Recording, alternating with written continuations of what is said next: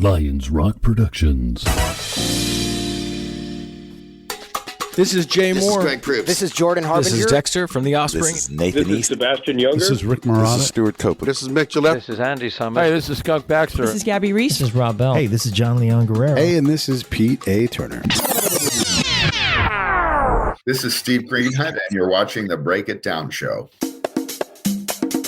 And now, the Break It Down Show with John Leon Guerrero and Pete A. Turner.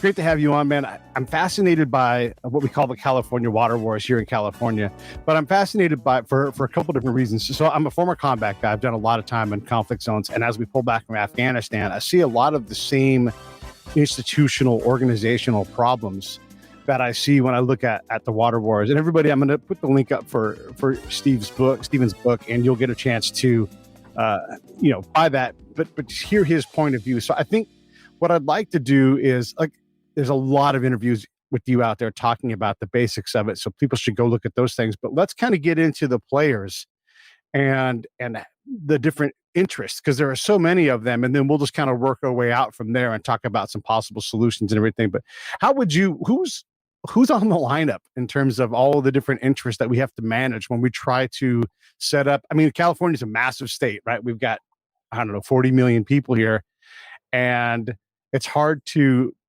can be up in Goose Lake, upper northeastern California, and not be within 12 hours of San Diego. It's a big place. Oh yeah, I've been to every one of the 58 counties, and I've been all the way up there in Modoc County, and it's a world apart. Right. I'm hearing myself back. Do you want to put headphones on? Yeah, maybe I better do that because I'm hearing an echo. Yeah. So while he does that, the water wars here in California deal with a number of groups that are trying to figure out how to manage water. Southern California and its massive demands for water. You have the Central Valley, which feeds a lot of the nation and California, and all of these different players. And so Steven's going to lay out for us who these players are and what their interests are. And I guess before we go any further, too, maybe one of the things we should discuss, Stephen, before we even get into the roll call of who's involved, just because, and it's dumb to have to do this, but just because people will dismiss expertise because they perceive it to be Democrat, Republican, Trumper, all the other things. So you're a journalist, first and foremost, and I would say in the traditional sense, you're not an activist journalist, you're someone who looks at a problem. Can you talk a little bit about your pedigree so that we can understand that you're a person who has a significant position on this and you've done your work and you're not just a partisan? Yeah, so it's a journalist book. It's not I don't pretend to be a water expert. I've did a lot of interviews and research, and I've always been interested in California water. Great interest in the state and its geography, and have, as I mentioned, been to pretty much every corner of the state. And I have a point of view, though, and the point of view in the book is that we need to promote policies that are less ideological and are just designed to get more water into the system. So, California largely, turned itself into a giant plumbing system, right? So, without the system of dams and canals, we were an entirely flood-prone state. I mean, Leland Stanford, when he was inaugurated as governor, had to take a canoe to the Capitol. All of Orange County was a giant lake at one point after a large flood event. So we've always gone back and forth between these droughts and massive floods. So our water systems have allowed us to grow to the population. We're almost at 40 million. We can't quite hit 40 million.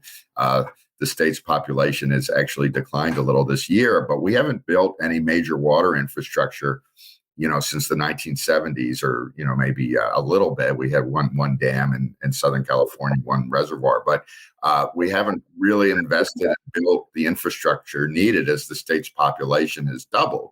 So as a result, when you have severe droughts, we're not prepared for them. So you were asking about the players. Well, water, it's all largely controlled by the government here. So we've got the, all the different water districts and the state water officials, the agricultural interests, more so in the past than now, have, been dominant. But the environmental interests have been increasingly dominant, and since the 70s, the whole point of view has changed quite a bit. So I went back through a lot of historical documents, and we had there was, and I detail it in a chapter in my book, this old kind of can-do attitude about building things. We can just build whatever we need, and to ensure that the state has the infrastructure it needs. Now, I'm not advocating a return totally to that, to that world. We certainly need to be concerned about environmental issues, but we've shifted much further in the other direction than we should have, and haven't been building the water infrastructure that's needed. So the environmental interests are key in that they are geared up to fight almost any sort of proposal, and are trying to turn as much of the state's rivers back, into wild rivers. And so we end up with these absurd fights, in the middle of the last drought, which seems like an eternity ago, but that seemed like an extremely severe drought at the time. I went out to New Melones out in near Copperopolis in the Sierra foothills, and it was an irrigation district. And the feds and the state were going to largely empty, the reservoir to save a handful of hatchery-raised fish that were going to be eaten on the way out to the Pacific Ocean by invasive species anyway. So, the basic numbers, 50% of the state's water is used for environmental purposes. Essentially, it flows to Pacific Ocean. 40% is for ag, 10% is for urban users. A total of 5.7% are for residential users. So, if we're going to just totally focus on that 5.7% on conservation, and even we're seeing rationing now, it's a point of diminishing return. So my books looks at the history of California water, and talks about some of the many things we can do to ensure that there's more water, in the system. One of the when we look at all of the, I guess you would say all of the players and what their interests are, we get this roll call of marketing slogans, that kind of thing. So, and we'll just briefly go through, and I'll be unfair and paint them with the big brush and let you sort of sort it out. But we have the big ag. We always talk about big ag, big oil, big pharma, big. We don't know what that means. I don't know when something stops being big and becomes medium, and what we do. So we kind of turn them into demons, but they are the ones growing the food in large part. We also have to deal with the fact that big corporations do things that are odious and harmful to people. They lie and they cheat and they steal and they do everything they can to make that profit. I mean, we've seen this over and over again. And then you have folks like, and I'll just call the Sierra Club out, where they are activists and ideologues. And so they're, and God bless. I mean, I love that they're out there for the little guy and trying to fight for the environment, but they want to keep oil and gas in the ground instead of using it. And that's the problem at some point when you have 40 million people. They want to turn rivers into wild rivers, and simultaneously also bring in social justice and environmental justice and these other things, and almost kind of, it's like, hey, you can't just juggle 5 balls. You now have to juggle 15 balls in the air to get through these things. So they're sort of a problematic partner as well. We have Southern California. There's a lot of us down here. I'm in Orange County. When I dig, it's like digging on an old riverbed. It's full of rocks, and it's so hard to dig into. But we sure as heck have a lot of green space, and we don't want to turn our lawns into desertification kind of, things. And there's just all kinds of problems. The Delta needs support. We bring in invasive species, but then they become part of the ecosystem. And so, the farmers often seem kind of callous when it comes to, it's a stupid 3-inch fish. But the reality is that fish is there. So we have all these competing interests. How on earth do we support, or how do we even get to the point where we can have a conversation where we can support what we need to do in this multi-incentivized, multi-tiered system? I mean, you can't just say almond growers can't grow almonds, or alfalfa growers can't grow alfalfa anymore, because someone has to grow that stuff. That stuff has to be grown somewhere. And we can't just push our problem in California off to Utah or to Israel or to Iraq and say, you guys figure out what to do with it, because that's just as shitty as getting it wrong. So I don't know. What are your thoughts on all of that, man? It's complex. Wow, yeah, there are a lot of points you raised. Well, one of the solutions. Sure, we need farms. We need the food. The Central Valley is one of the most productive farm regions in the world, and the extreme variety of produce that we have. We need the farms, but it doesn't necessarily mean you don't necessarily have to be growing alfalfa in the Imperial Valley, which is one of the driest places on earth. So a lot of that goes back to our, some of our system of water rights, and I'm, advocate for protecting the system of water rights, but there are also quite a few subsidies built into the, into the agricultural system too. So pricing, better pricing. I have a chapter on better pricing, so that water, water could be more easily bought and sold and sent to its highest and best use, like we do with anything. And right now you can trade water; the state allows it, but I print the decision tree. All the bureaucrats have to approve all the different beneficial uses. It's like one of those Rube Goldberg cartoons, right, where the this hits that and hits that. So it's this complex system of a regulatory approval. So that makes it so it's a government controlled system filled with subsidies and political interests. I mean, we're shocked that, political interests have power in a politically driven system. And we have the bureaucrats, and a lot of these environmental groups are litigation machines. Anything that gets proposed, they oppose. I mean, the California Coastal Commission is opposing a desalination project in Huntington Beach, which is almost identical to the one in Carlsbad, which can meet 9% of San Diego County's water needs.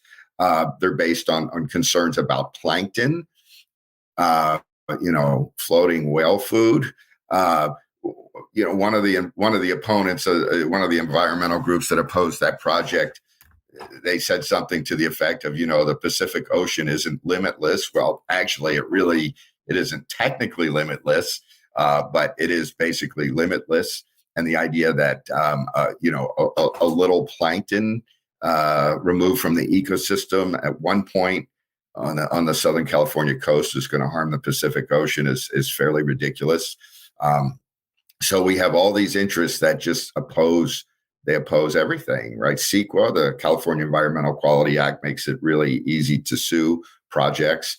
State legislators have opposed the Cadiz project out in the Mojave Desert to tap a Rhode Island-sized aquifer and send the water on the Colorado River aqueduct to Southern California. So the water problem is solved around the margins. We need to feed more water into the system through a variety of things. Private projects like Cadiz, desalination. Now, desal is an expensive form of water. But a lot of the costs of imported water are hidden through the many bonds and the state expenditures, and we don't always see all of those costs. And the cost of imported water is going up, and the cost of desal through technology is going down. But the main thing is, if you have a little more desal, you're having a consistent form of water, and we need to feed more water into the system. It benefits farmers. It benefits, the public. It also benefits the environment. The Carmel River is being depleted over in the Monterey Bay area because there's such a demand for water and not enough water. And a desal plant, which is being opposed by environmentalists up there in Marina, would help save that river. So that's my point of view in the book that I argue for. I look at the need for more infrastructure development, better pricing, water recycling. You're in Orange County. Orange County has the best water recycling system, and environmentalists do support that. And that's one of the big solutions, and the state has been supportive of that.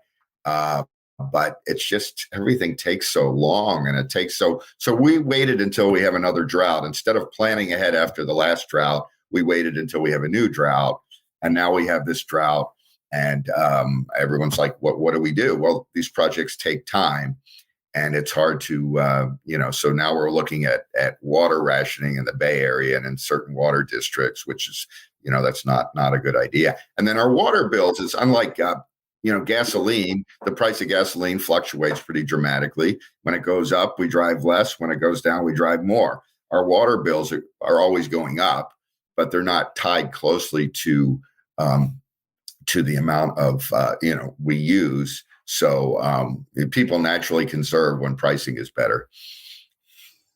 I want to go back and talk about the supply chain that we have for food. I mean, we feed, again, almost 40 million people here with the Central Valley and the other areas of California that grow food, but also a giant piece of the nation. And we could also include part of Arizona in this breadbasket. We had Megan Konar on the show, and she talks about the movement of food and the movement of water. That's what she studies as a PhD. And it's this massive system that has, in spite of all the external things, it's figured out the best way to move things and the right things to have in the right spots. And so to change these systems, there's a cost to that as well that's hidden, whether you're talking about moving water or changing crops. I mean, if a farmer says, hey, we're going to grow almonds now, and they go out and they spend $100,000 and then it's not a viable crop in 2 years, there's a hit there that has to be absorbed.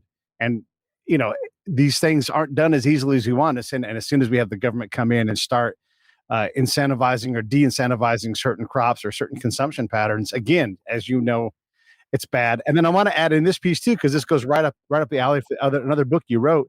When we start to change these things and build whole new systems or update systems, there's a lot of eminent domain problems. I mean, we can't even get a train built because every square foot of that train is an extra $1 billion because there's a whole industry based upon lawsuits for these things, right? Like you can make yourself a millionaire by focusing on the lawsuits that tie these things up, whether they're frivolous or a legitimate environmental thing. That's sort of up to the person, but there's a whole industry in tying these things up and consulting on how to do that. And so we're good at fighting. We're not good at solving these problems, Stephen. Well, yeah, on the rail issue, I mean, the eminent domain battles have not been the key part of the cost. And of course, we have to, the state has to compensate people, it goes back to the Constitution, and I'm glad for it. They have to, reimburse people for the land that's taken. The problem is that our state spends way more than most other states in all of the infrastructure that it does. So our highway building costs, I don't have the numbers on the top of my head, but they're far above the national average. And our cost per mile, we have these, encrusted bureaucracies and all the union work rules and the large number, what the LAO, the Legislative Analyst's Office, a few years back looked at all the thousands of unnecessary Caltrans employees. A private business, if it has unnecessary employees, they become ex-employees. I mean, it's just the reality. So our state seems to operate as a giant jobs program. And of course, the costs of everything go up. And we look at the pension costs and the extremely generous pensions for California public employees, which of course, personnel costs are the highest cost of everything. So we just spend more money on everything. On the high-speed rail, the problem is it's not driven by consumer demand. It's driven by what politicians think, and they think that we ought to get around by rail. And that's going to help deal with climate change, as opposed to what the proposed project that goes from the LA basin to Las Vegas, the privately funded project. That at least, I don't know the details of the project, but that at least corresponds to a demand. And so markets work more efficiently. They provide better goods.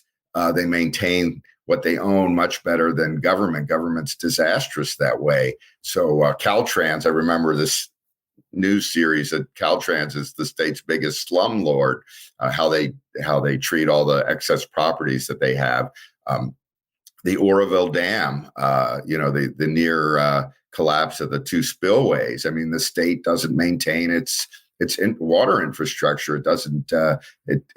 So we're allowing the government in this state to increasingly drive these decisions. And the problem with the high-speed rail is that the costs keep ballooning. It's no longer high-speed rail. The Prop 1A, the initiative that provided the $9.95 billion in initial funding, the current project doesn't even resemble that project. I mean, the rail lines are going to share. They're going to share track with Caltrain in the Bay Area, so it's not going to be even high-speed rail. All the promises that they make for travel times and costs and private investment, none of that's coming true. Private companies have to make it come true because their own money's on the line, where the state, So it's a problem of state direction. And when it comes to water, the main problem is that the state isn't prioritizing the need for getting more water into the system. They're focused almost entirely on conservation. And Metropolitan Water District of Southern California talks about the big gulp, little sip. When we have big rainy seasons, you take a little more out and you store more of that water. We've had projects on the books, off-stream reservoir projects for decades that never get built. Shasta Dam was designed to be 100 feet taller than it is, and a proposal to boost it by 11 feet has been shot down. So we just need to store more water in wet years. So the Sierra snowpack is gone, and some of the environmentalists will say, well, what's the point of building more water storage when we don't have any water? We don't have any snowpack. We don't have any water. Well, that's true only if it never rains again. But as we know, looking through history, that it will rain again. We had quite a few rain events after the last drought, and we missed the opportunity to store a lot of that water to get us through this drought. And in part, like you said, because we didn't maintain the Oroville Dam, we had to waste a lot of that water, or at least send it down further downstream to keep it from being a catastrophic situation more than it already was. When we look at the environmental conversation, the tug of war between, okay, let's make the Shasta Dam 11 feet taller and add this many more hectares of water. I mean, what is the cost there? Because in California, we do care about the environment, right? Like the Sierra Club is a powerful partner with those things. Do they overreach? Yes, of course, because every group wants more than what they need. But what is the cost of doing that? I mean, if we go ahead and take that much more land and put it underwater, is at some point we have to sacrifice something, right? We have to do something to deal with this, to manage more people, and then when we do have that big gulp of water, where to put it. Right. Well, the arguments are always, well, there's the infrastructure cost. And of course, any project needs to be analyzed for its costs and benefits. The environmental concerns up there are folks who are fighting over the McClure River. But I in my view, it doesn't seem to impose much of a environmental cost to expand the reservoir at some point. There's a big effort to actually demolish dams and create more wild and scenic rivers. So like along the Klamath River, now those dams aren't really for water storage, they're hydro dams. But yeah, there's an environmental philosophy which is shared, I think, at the highest levels of our state government, that wants to river preservation at all costs. And yet we also have this need to feed more water into the system. My argument is that we can do both. I mean, we could just flushing more. The fish populations have been declining. So the state and federal policy of just flushing more water, pulse flows through the rivers, isn't saving fish populations. So like the Delta project you mentioned, there's long been a need to fix the conveyance system in the Delta. The peripheral canal vote, well, we all know how that went. And the twin tunnels approach, which came out of Schwarzenegger and was advanced by Jerry Brown, and now is down to a single tunnel by Gavin Newsom. It's kind of like this tangled web of waterways, and the Sacramento River, hits the West Coast's biggest estuary. And then we see the delta smelt. We'll find a delta smelt at the pumps in Tracy, and that shuts down the water deliveries to the Southland. So the idea is to bypass that, right? It's not necessarily going to create any more water for the Southland, but it kind of bypasses it. And then the proposal would restore a lot of the habitats in the Delta, because the Delta is being, diminished environmentally, and it has for years through saltwater intrusion and subsidence. And, there used to be grizzly bear in the Delta 100 years ago. It was an incredible, it's still a beautiful area. It's mostly a farm area, but fixing our water problems can also help the environment. I guess that's my main point. Fighting over water flows, emptying reservoirs to save a handful of hatchery fish is not going to save the environment. There's even an island called Grizzly Island out in the Delta. Yeah. I grew up in Benicia, right there at the edge of it, in the Delta. Oh yeah. It's a nice old. Isn't that where the first one of the early capitals was in? That was the first official state capitol building was in Benicia, and then they had a drunken deal and moved it to a swamp in Sacramento. Yeah, that's right. Yeah, Benicia is a lovely town. Yeah, it is, and it is right on the edge of the Delta, and it is different there now because of how we manage water.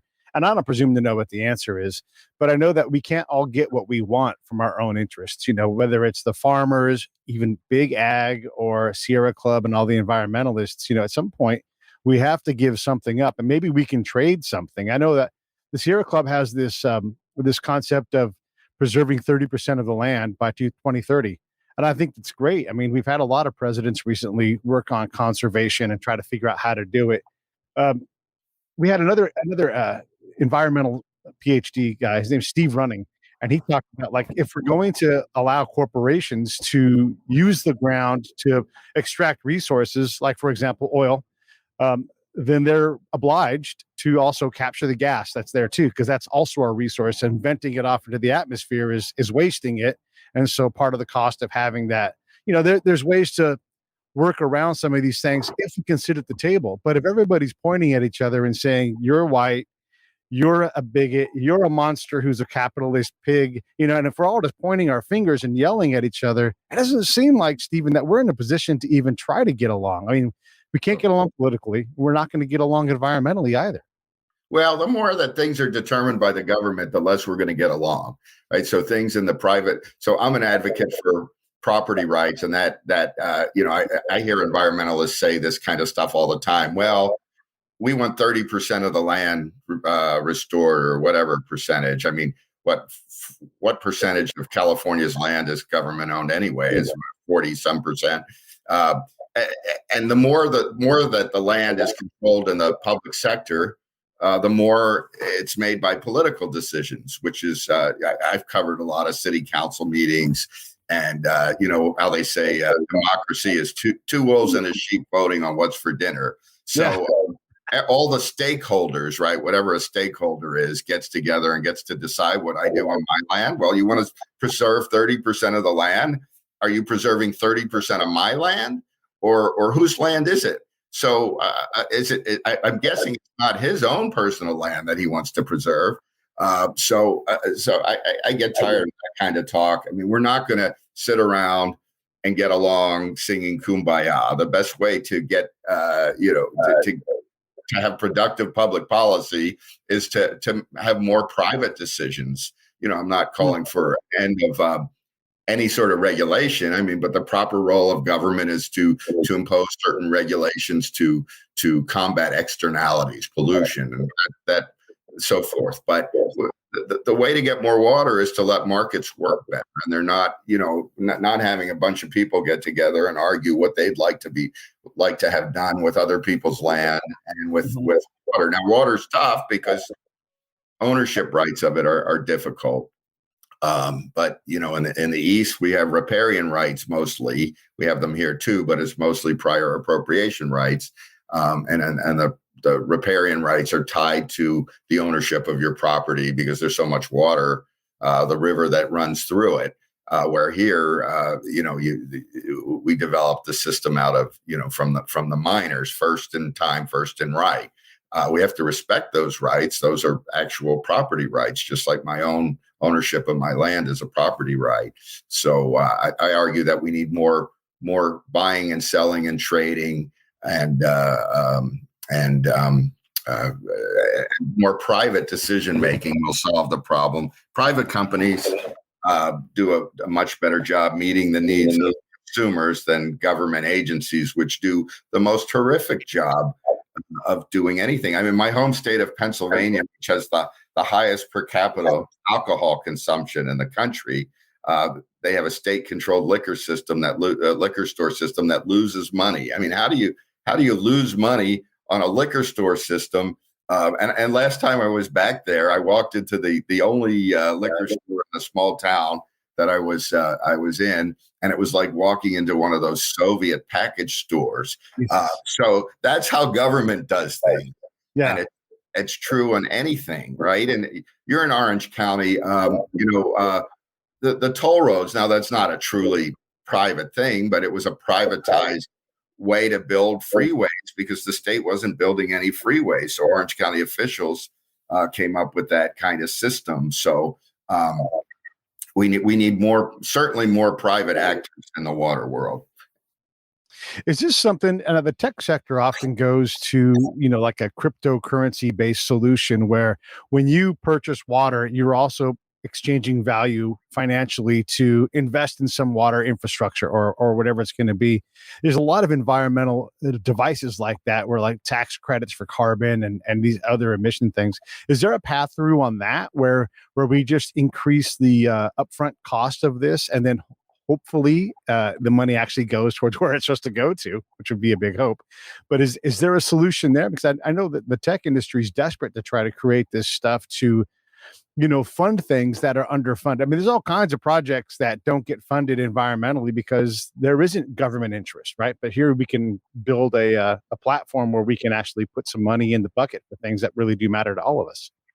Well, we have the greenhouse gas fund from the cap and trade system, and then everybody fights over whether to spend it on bike lanes or, I mean, that's, I'm just a cynic when it comes to government finding important things to fund, because I see how government funds things, and any decision made in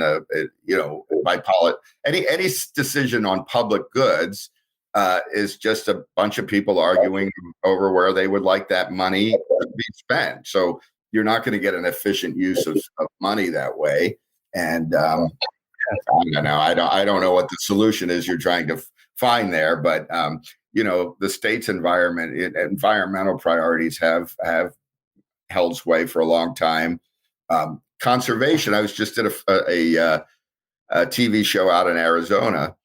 Arizonans use less water now than they did in the 1950s, less in raw terms than in the 50s when the population was 1/7 of its size.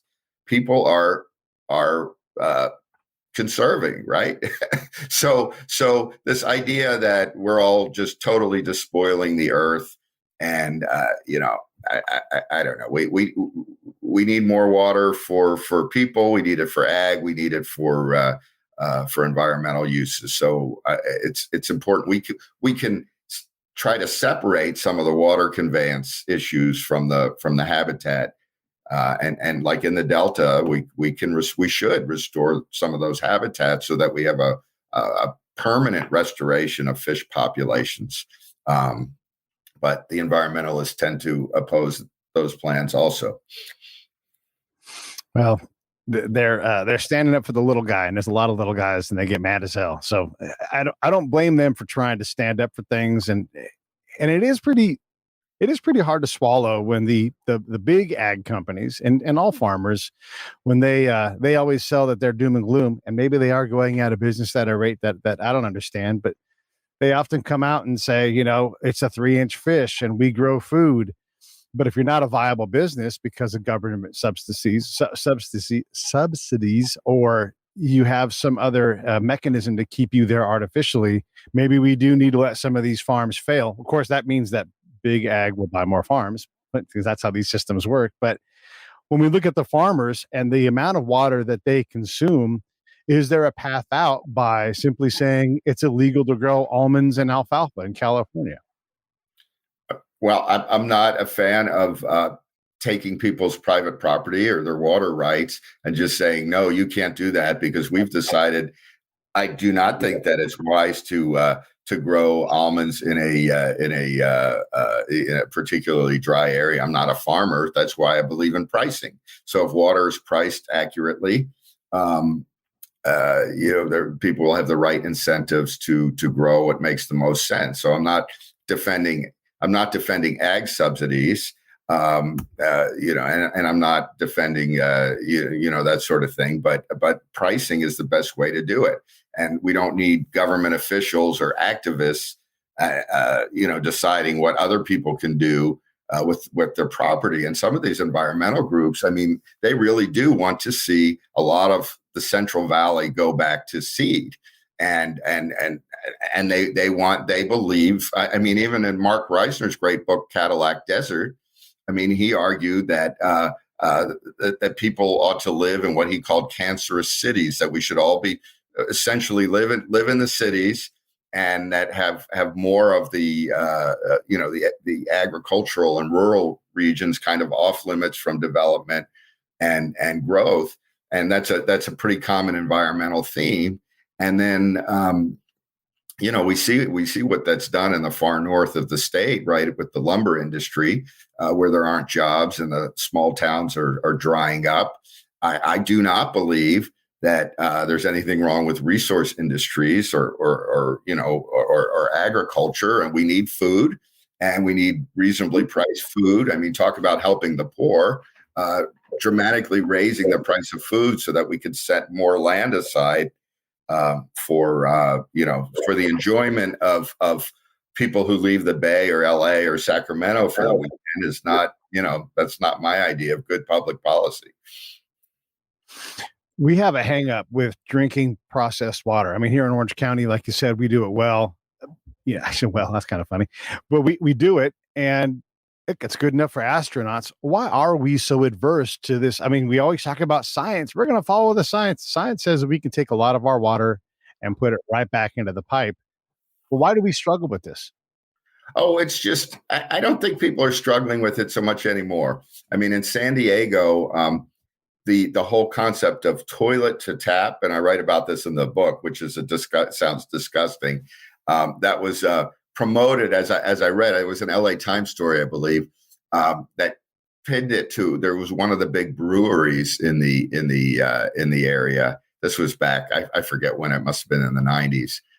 Didn't want to be tagged with using recycled water, so they called it, toilet to tap. And there was opposition, and there was a growing public opposition to a recycling plant, which is you treat wastewater, you inject it into the ground. It sits there for, I believe, 6 months before it's potable. In some areas like Fresno, they use it just for the purple pipes for reclamation uses, for gardening uses.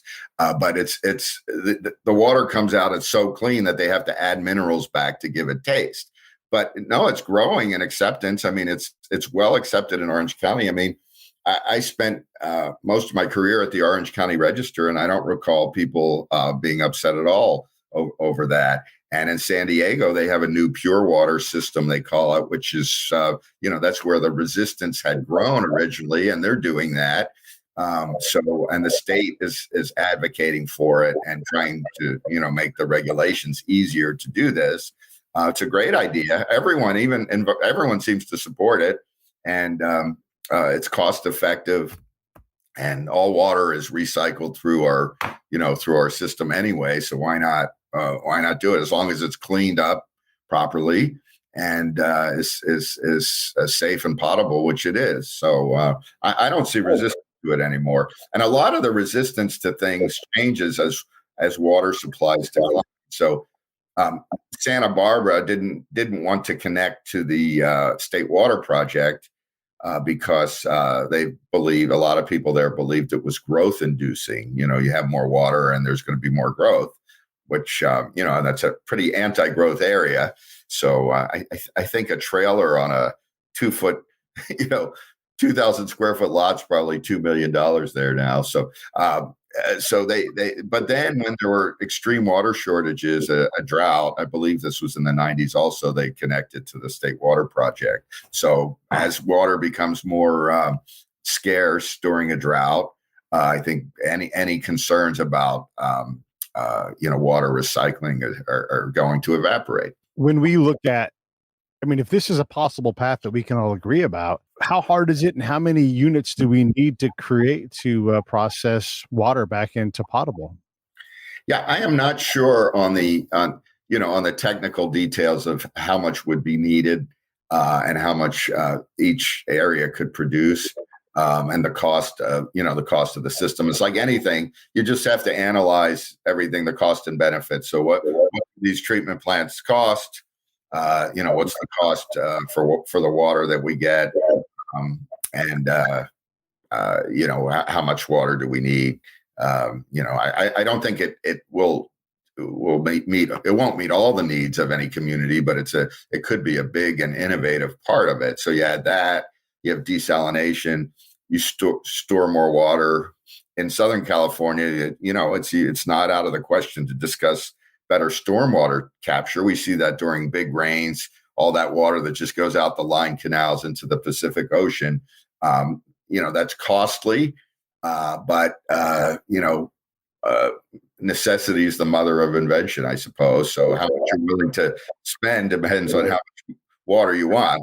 But there are a whole lot of these projects that we could be doing, but the state's focus has not been on providing more water into the system. And a lot of people and a lot of the environmentalists seem to believe that conservation is an end in of itself. It's like they're not trying to solve our water problems. They're trying to punish us for living our lives, right? Or punish the farms for just because they're corporate interests or whatever. Now, some of the rules, like there's a new groundwater management law called SGMA, the Sustainable Groundwater Management Act, which is perfectly reasonable because you get the tragedy of the commons with water. So the groundwater is it's everybody, so it's nobody. So it's like in the old any of the economic discussions of the tragedy of commons. You have a pond filled with fish. No one has an interest in conserving the amount of fish in there and assuring that the fish are going to continue to thrive. Your interest is pulling as many fish out as you can as a fisherman, or else the next guy will get it. So that's what we get to some degree with the groundwater. But there's a pretty impressive study that I linked to, I discuss in my book, that shows, the billions of dollars in ag income and the farm jobs that are going to be lost because of that act. So the key is to find new ways to get water to areas like in Kings County, where the farmers are almost wholly dependent on groundwater. So find other ways to get them water. So the farms need water. It's a totally legitimate. I don't think we want to see soaring food costs. And I don't think we, want to shutter farms. So, the farms need water. It's pretty important. Is it fair to say that if we did manage the water better and we had more water, that more of the Central Valley would be turned into farms? I mean, not Tracy and Patterson, because that whole area has exploded and there's probably going to be 1 million people there in 10 years. But the areas that aren't always grown, they're let it be fallow. Are we just going to have the same problem again, just with a bigger pond to draw from? What I mean, if you have a sustainable source of water, we'll have, sustainable farms. We're always going to have drought years. We're always going to have wet years. I mean, the ag industry, I mean, is an extremely important part of our state economy. And we just need to find ways. I think a policy of abundance through all sorts of ways. And I'm an advocate for people paying the true cost of the water that they get, just like the people should pay for the true cost of any service that they get. And that's why it's better to have most of these things, more market mechanisms rather than government mechanisms, because government, I mean, we look at how government spends money, anything like, on these transportation bonds. So how's the city of Sacramento using its transportation money that's designed to reduce congestion? Well, they're actually reducing the number of road lanes, putting us on road diets. And the argument is that there'll be fewer fatalities if they gum up the traffic through downtown Sacramento. So those kind of insane policies, that's what government specializes in. And I just don't believe in putting more power in the hands of bureaucrats. We have so many agencies and bureaucracies. I mean, to argue that, farms and private businesses in this state aren't sufficiently regulated is pretty crazy. I was on a commission that was in Solano County, and we were a subcommittee that looked at pedestrian, and then the other committee was bike things. And we looked at all kinds of crazy things like bulb outs and different ways to protect people crossing the street. And I would just raise my hand and I would say, where in the county is crossing the street a problem? Where are people getting waylaid? Where can we reduce the harm?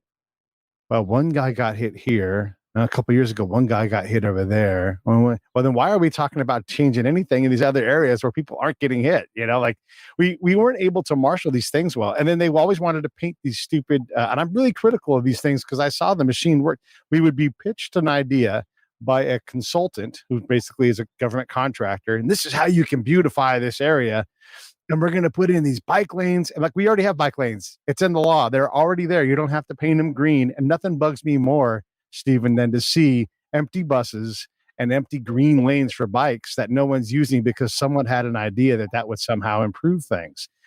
Money is too precious to waste on these things. I totally agree that the government fails at this too often because, again, there's an industry designed around how can we spend this money at the city, at the county level. Meanwhile, in Solano County, you have all these emerging neighborhoods that are 70 years old, but now they have 100,000 people in them, and they're not equipped for crossing the street. In all these different areas, there aren't enough lights for protecting crossers, but we're going to spend it in established areas on beautification as opposed to other things. So you're totally right about that, and it is completely aggravating. Road diets are dumb, and I just don't ever see them working.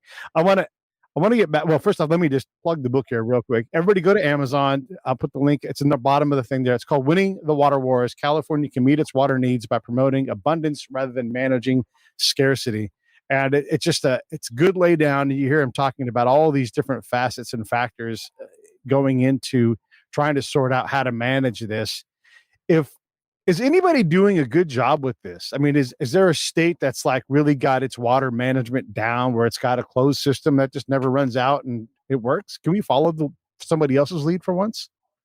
Well, it's kind of hard because, a lot of the states that don't have water problems. I mean, I grew up back east, lived in the Midwest, and they've got, their water problems is that they usually have too much of it. So it's hard to compare. I mean, I've done some media in, some of the other Western states, Colorado and Utah and Arizona, and they're all having, severe water problems. And, a lot of, we've had to cut back on our Colorado River allotments as part of the compact, as the other Western states, have been growing so significantly. So water, it's a hard one. It's a hard one to point to another state. But we can point to Pat Brown, the former governor Pat Brown, who his approach was we just need to build the infrastructure needed to meet the needs of the population, and he was he was the father of the State Water Project, and I think it would take longer to do a environmental impact report for one segment of something like that than it would to build the whole thing. And again, I'm not arguing to roll back all environmental rules or anything like that. If anyone who reads my book sees that, although I'm critical of certain elements of the environmental community and many of our environmental policies, it's not some anti-environmental screed. It's very important to take care of the environment, protect habitats. I've gotten in this argument with some people who say, well, we just need to stop letting the water run to the sea. Well, we don't want to bleed all the rivers dry. So not all of that 50% that goes to the sea can just be turned off, but we can take a bigger portion of it and we can stop setting aside more of the water system, the rivers off limits from any human uses, and we can reduce some of the rules during drought times, like when I had pointed to the new Millennials Reservoir. One of the water officials was arguing that we ought to have some off ramps during severe droughts so that we're not draining reservoirs to save a small number of fish, so there are a lot of things we can do. We can streamline all sorts. I detail a lot of the regulatory rules that can be streamlined, but the big problem is this focus on more water. And how do we get more water? How do we meet the needs of people? Conservation's fine, but we're not going to conserve our way out of a water problem that's built on years of under constructing the infrastructure that we need. It's kind of like our freeway systems. I remember when Gray Davis essentially declared that the era of freeway building was over back when he cut the ribbon for the Foothill Freeway East, the 210 in San Bernardino County. And sure enough, it was largely over, and our roads they get more congested. When I moved to the state in the 90s, I think it was like 32 million people. So we've added more people than any of the other states I've lived in, or nearly as many. And the era of freeway building's over. So the era of congestion has arrived. So, the focus is on. So what we have is we have a problem. The state officials believe more in social engineering than civil engineering. So we have all these plans to create all the urban growth boundaries that limit housing construction, and we're all supposed to take rail, even though transit ridership is at almost historic lows, and it would be impossible for where many people live to efficiently take transit to where they want to go. But the focus is on changing our habits so that we rely on transit and live in high density neighborhoods, which just happens to be not what most people want. Now, I'm totally fine with some of these housing bills. In fact, I support the housing bills that allow higher densities to be built. I like the idea of eliminating single family only zoning. That doesn't ban single family homes. It just says that you can also build duplexes and some other things. I'm fine with those things, but I'm not fine with banning the construction of other types of homes outside of urban growth boundary and then forcing us by state edict to live in places not everyone wants to live anyway. And why do you think we have a housing crisis? Because the state has so severely restricted supply that the median home price in California is over $800,000. That's statewide. That includes the Central Valley and the rural areas, right? That's crazy. It's like $350 nationwide. Yeah. So how is that helping poor people? You talked about these environmental groups helping the little guy. They're not helping the little guy. They're helping wealthy people who already have their homes, right? Most people I know want to have a chance at the American dream and to have a home and at least some kind of yard and affordable water, affordable electricity. They don't want to sit in traffic all day long. And these policies are driving up the costs of all of those things and making it really unaffordable for people, especially working class people, and providing a handout, which is the state continually increase social welfare spending. That's not what most people want. And these environmental policies are driving these costs. So you tie up more land from any productive use. Look at in those rural areas where you can't log anymore, or it's difficult to ranch thanks to government regulations. How are you supposed to earn a living? I was watching a video about the Owens Valley because that's a big area of concern, and I guess we can kind of conclude on this topic. But we look at the systems as you stack them, right? And so the Owens Valley is contributing the most dust of anywhere in the United States. And so now LA County, which owns a lot of that land, has built a multi-billion-dollar sprinkler system to keep the ground wet because it's a lake bed. And so that keeps the dust down. And God bless, good idea.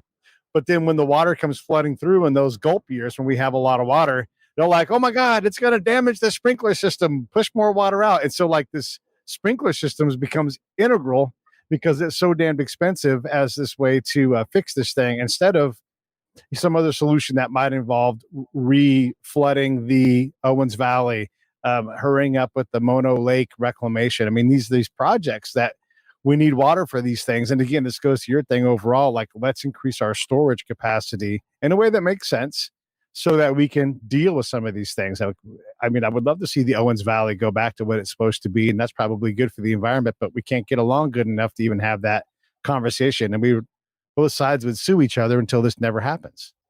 Well, both sides want a different thing. So I don't believe the dust problem in the Owens Valley is nothing like the problem that's coming in, the Salton Sea as that's been drying up, which it's drying up, and the cost to what there have been a number of congressional proposals that right. I don't even know what the amounts were, but there's certainly nobody has the money to restore it. But that dust is somewhat dangerous. So a lot of these battles are you're not going to avoid these battles, but more water would help everybody, and our state needs to focus on how to get more water into the system. So in Israel, I have a chapter on Israel and how. Yeah, they had their existential problem. It was, in fact, the 6-Day War was fought in part over the diversions of the Jordan River, and they've entirely solved their problem with desalination, and they're able to feed water from the desal plants back into reservoirs and rivers and solve environmental problems. So I'm not just pitching desal, but if we come up with ways to store more water, we can take care of everybody. And that has not been the focus, and it needs to be the focus. I would, and I'll say this, and I'll put this on you. But when we have these environmental groups that do this, they want to tie their hands behind their back as they try to solve these complex problems and deal with ethnicity and race and all these other things that are ideological. Like we have a real problem here to solve. Let's try to get to the essence of the problem and work on that, and then ameliorate outside of that, right? So we have these things like desal, or you want to keep fuel and gas in the ground instead of using that land and extracting that resource. Okay, then let's talk legitimately about nuclear. I mean, these two things are the way out because petrochemicals have so much potential energy in them. It's hard. The sun can't beat that. The wind can't beat that. It'll never beat it. And so it'll always be valuable, and it'll always be something worth extracting, at least as long as we're unwilling to look at nuclear as a viable option to back up things. So we have all these things where like you have to give something. You can't just have this perfect solution where everybody gets what they want, because it's not viable, man. Right? Well, I live within a view of the shuttered nuclear facility up here. The environmentalists put out of business in the 70s. I forget, but yeah, I don't know about nuclear, but and I don't think people are going to get along. We just need strong leadership with the right objective in the water area. So, but. Anyway, I appreciate your having me on the show. And yeah, it was fun. Well, hopefully we had a slightly different conversation than the one you normally have. But I appreciate you coming on and talking about this in depth. Well, great. Thank you.